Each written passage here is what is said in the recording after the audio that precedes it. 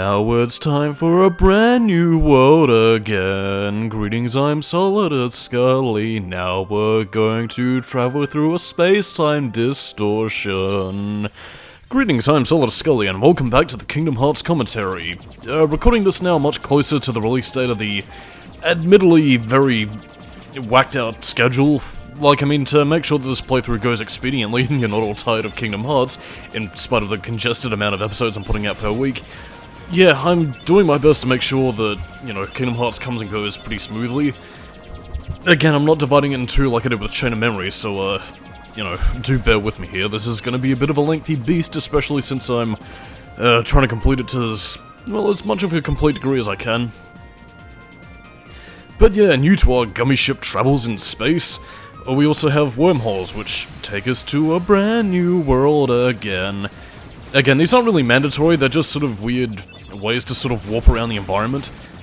Again, I think it's either this one and one in one of the later segments, which is the only real mandatory wormholes you gotta go through. Every other one, I think, is just sort of random to where it teleports you, so, yeah. I might be misremembering here whether it's either this or Kingdom Hearts 2. No, it would be, Kingdom Hearts 1. I think it might warp you towards, a harder course so you can max out, your collection of gummy ship blocks and pieces and, score per, gummy ship segment. Again, I'm not really going to be focusing on the gummy ship at all, as you can tell by the fact that I'm still using the base ship model, when there are more than a few models available if you talk to Sid, I believe.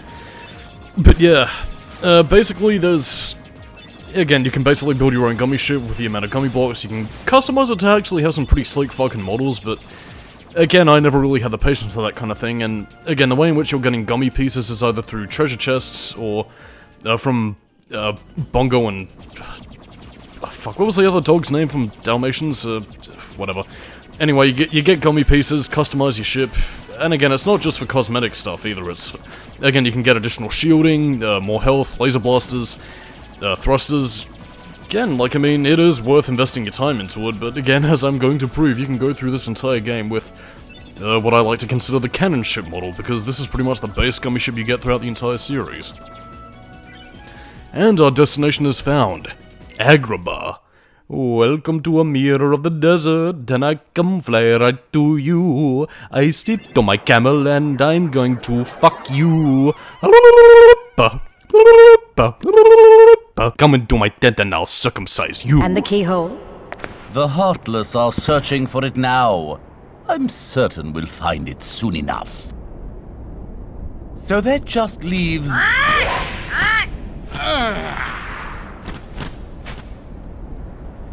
Jafar! I've looked everywhere for Jasmine! She's disappeared like magic! The girl is more trouble than she's worth. You said you had things under control. Agrabah is full of holes for rats to hide in. But why worry about Princess Jasmine? With her, or without her, surely this world will be ours when we find the keyhole. We need all 7 princesses of heart to open the final door. Any fewer is useless. Well, if the princess is that important, we'll find her. Find Jasmine, and bring her to me at once. Don't steep yourself in darkness too long. The heartless consume the careless. Your concern is touching, but hardly necessary. Yes, I'm Jafar. Oh no! I'm hiding! Yeah, that's pretty much... Again, I don't know... I've never... Well, again, this is probably gonna get into this anyway, but... Yeah, I've never seen 1995 Disney's Aladdin.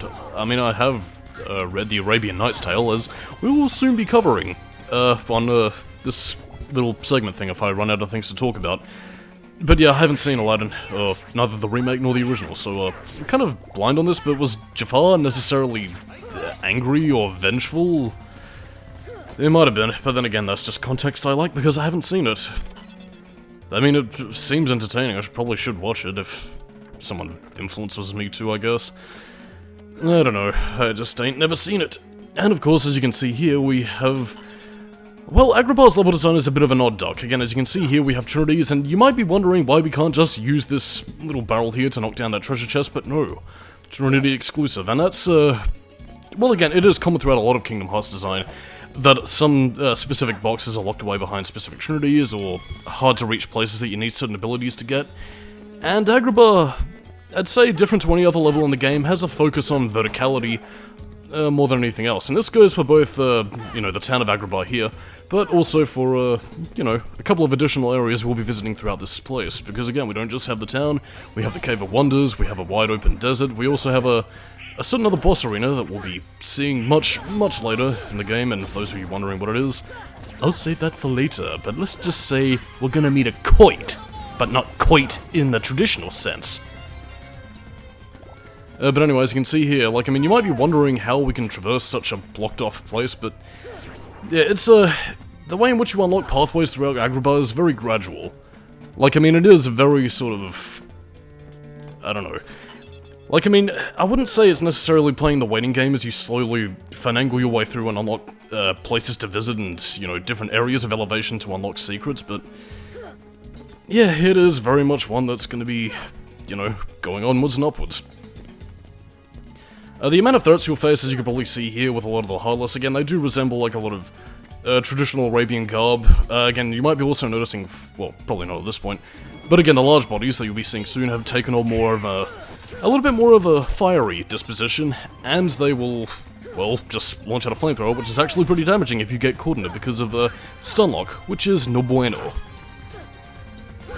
Again, a lot of this first part is mainly violence. There's not really too much interesting to talk about in regards to any of this, but yeah, parts of the town square of Agrabah slowly begin to unlock and block pathways depending on what point you are in the story.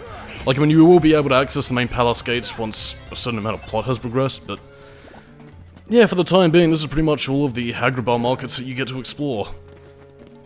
Something that a lot of fans actually do bring criticism to, especially in regards to the fact that Agrabah is meant to be this sprawling melting pot of, you know, townspeople and, you know, very lively sort of hub sense.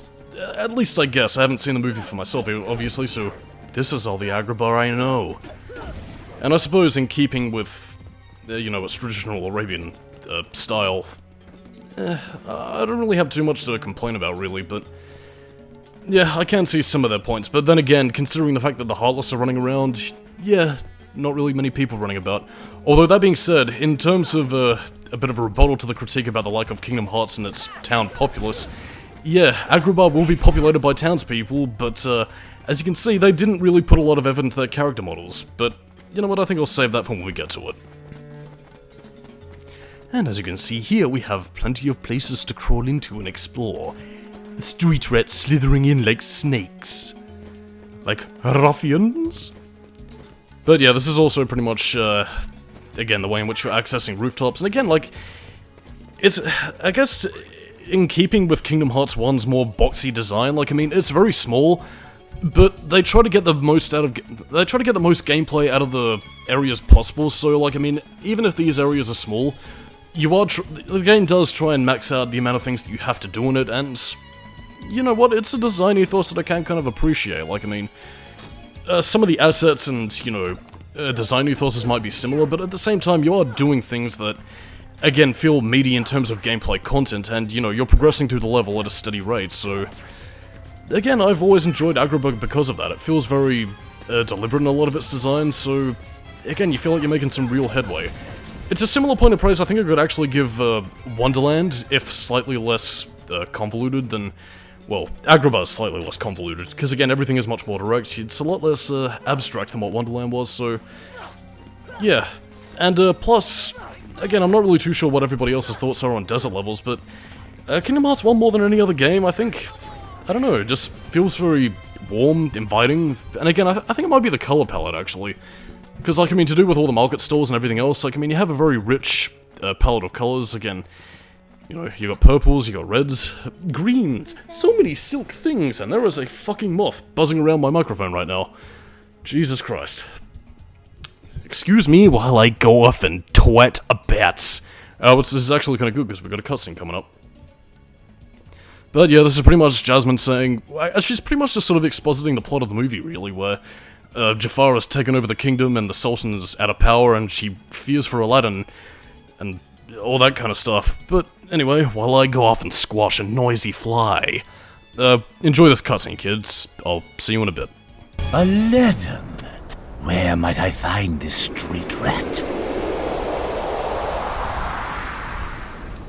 Jasmine, allow me to find you more suitable company, my dear princess. These little rats won't do, you see. Jasmine, run! Ah, the boy who holds the key. The Heartless are here. So, yeah, we basically just get an abridged version of what happened in Aladdin. I'm guessing in terms of the movie's continuity, it kind of cuts in, like, midway through. Because, I mean, at this point, I guess, since the castle has been taken over, Jafar is initiating his plan thanks to Maleficent's help. I don't really know what to say about this. Basically, we're just sort of cutting in the middle of things, and Sora's there to interfere with the plot of the movie because he's Sora. Like, I mean, at the same time, though, I don't know. Again, you shouldn't really be boned if you happen to destroy boxes, because again, you in tandem with its deliberate design. I don't even think I'm using words right today. It's been a while since I've done this, but yeah, basically you just... Again, it's very vertical oriented, and yeah, this is one of the few times where Sora actually uses his Keyblade to unlock things. And again, I think I mentioned this all the way back in Traverse Town, but yeah, the way Sora was unlocking locks there was how he was supposed to seal the keyholes in one of the original drafts of Kingdom Hearts. And I suppose another apropos thing to talk about, you know, in this battle of princes and princesses, one of the other original concepts for Kingdom Hearts was initially that Sora was going to be accompanying the Disney movie Prince, and, well, freeing the princesses. So, yeah, well, so I'm starting to wonder, actually, were Donald and Goofy initially not going to be his partners?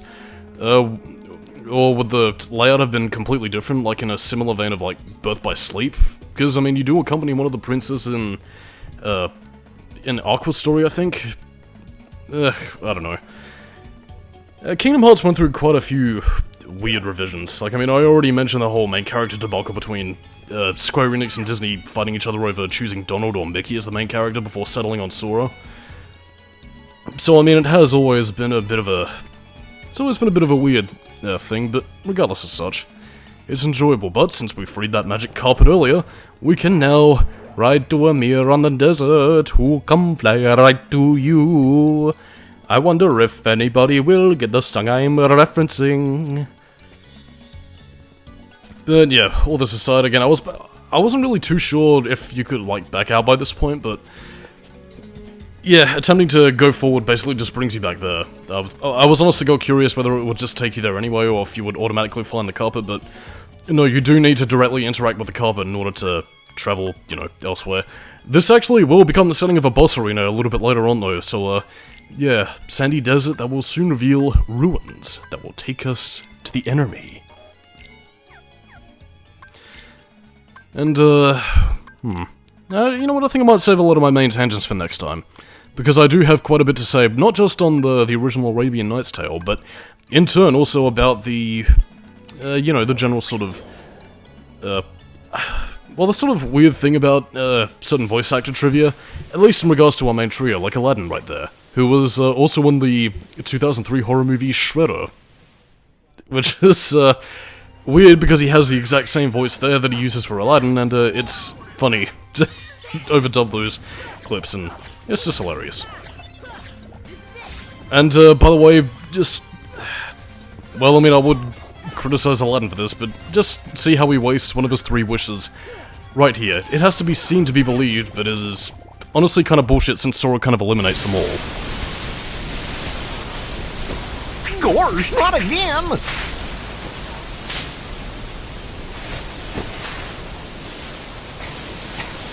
Genie, get rid of these guys!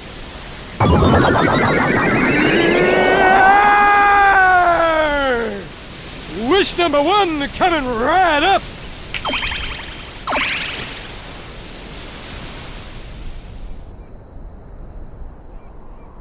I see.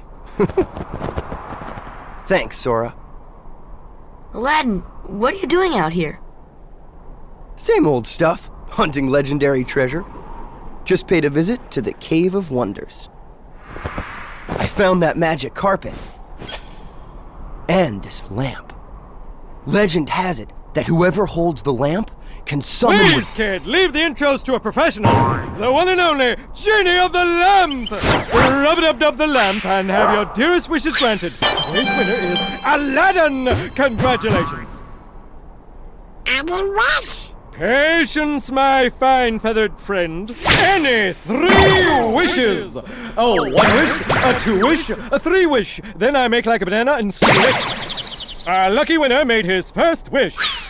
And let me tell you what a doozy that wish was. So he has 2 left. So, Master, what'll you have for wish number 2?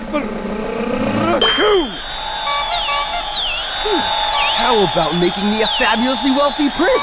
Whoa! Money, royalty, fame! Why didn't I hear that?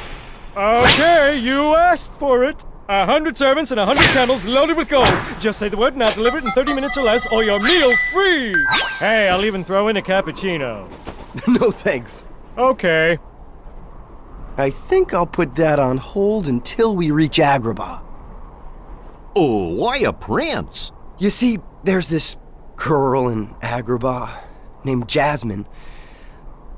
But she's a princess, and she could never fall for a guy like me. Oh, princess? Jasmine? Oh, that's right.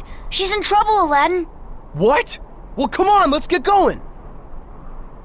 Don't really have much time to talk now since I'm pretty much going to be wrapping things up for this part, but yeah, Genie's voice, it's obvious he's not voiced by Robin Williams here, and yeah, he's voiced by Dan Castellaneta, which is quite painfully obvious because you can hear a shitload of Homer Simpson in his voice, and it's kind of distracting, but at the same time, I do really like Dan in the role, so see you later. Fresh air, the great outdoors.